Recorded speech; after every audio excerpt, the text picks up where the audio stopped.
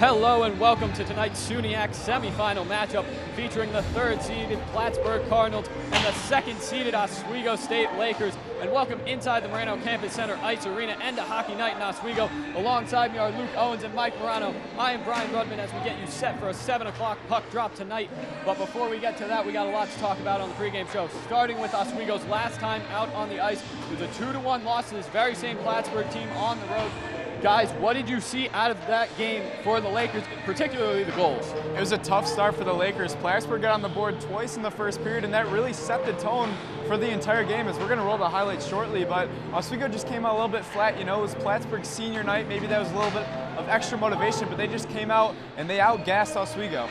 Yeah, as we see, Plattsburgh scored, both their goals in such a short amount of time. They went out on these outbursts, as we see the first goal here by Christian DeFelice, and Oswego just couldn't be able to capitalize again. Quick, they're capitalizing off these turnovers, and you just saw Tyson Kirby get the other last goal. It's nice to see him stepping up too, as he's also a scratch here for tonight. Yeah, it took all the way to the third period for the Lakers to get their first goal here. Cam Berry to Tyson Kirby, who was actually scratched tonight.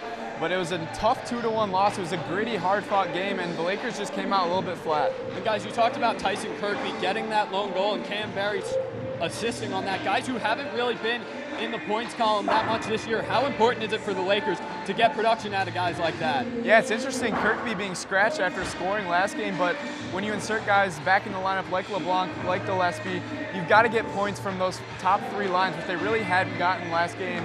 And missing a guy like Kirkby, they're going to fill in for him, but it's interesting, an interesting coaching decision by Coach Gosick. Yeah, like you said, with Gillespie and LeBlanc back in, that's going to be big for the Lakers, but it's one of the biggest games of the year. You need everybody stepping up, you need everyone to do their part and produce some points.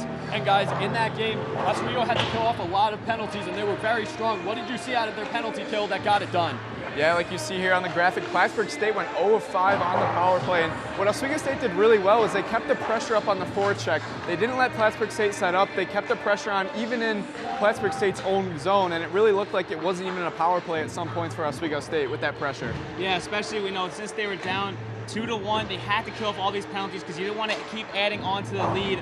But 0 for 3 on the penalties on their part too, that's big. They're going to have to, capitalize on those because you don't know how many penalties you're going to get every game. And guys, obviously it's a rivalry, one of the biggest in D3 hockey, and that leads to some chippiness and physical play. What did you guys see in last week's game on that point? Yeah, especially towards the end of that game, it got really chippy down low. You see guys like Devin Campbell battling down low, Jacob Engvall, the big defender for Plattsburgh, and it's what you're going to see out of a rivalry game, but you've got to play smart. You can't have these penalties. You see at the end of the game here, Zizek basically getting his head just thrown by Engvall. You've got to avoid the stupid penalties, though, in a rivalry game. Yeah, and these rivalry games are big.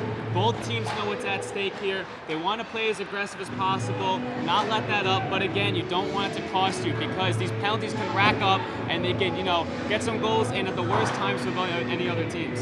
And guys, Plattsburgh did not get to wait until today to play. They had to play in the first round on Wednesday. It was a victory against Brockport. What did you guys see out of Plattsburgh that got the job done for them? Well, they did a little bit of what Oswego did last Saturday. They came out flat at home, and Brockport stuck it to them early. As we see the goals here rolled, Brockport got on the board first. It was Doc Gensler here to get it past a diving Parita, which you don't see very often, to get them up 1-0 in the first, and it took them all the way to the third period to get on the board. Yeah, Plattsburgh did a lot of the same things that we saw against Oswego, capitalizing off of Brockport turnovers and also scoring in bunches. They were kept scoreless through the first and second period, and they just scored 3 unanswered in the third. That was big for them, and they just did not look back and carried the momentum off that. And guys, Plattsburgh killed off a lot of penalties in that game. They're one of the best penalty kills in the nation in D3 hockey. How did they get it done? Yeah, you see they get outshot almost every single game. Even against Oswego State, they were outshot. They were outshot against Brockport, but the way they protect the front of the net with those big defenders is really what's key to their penalty kill. Yeah, and then once you get those penalty kills and you keep killing them off, it kills a lot of momentum, especially for Brockport in that game. After you keep killing them time and time again, their confidence level is just going to be at an all-time low, and that's what you want to keep them at. And guys, we're going to take a little bit of a break here, but coming up after the break, in his final season as a Laker, Devin Campbell made a bond with 2 fans that goes well beyond the game of hockey. You're watching Hockey Night in Oswego on WTOP-10. We'll be right back.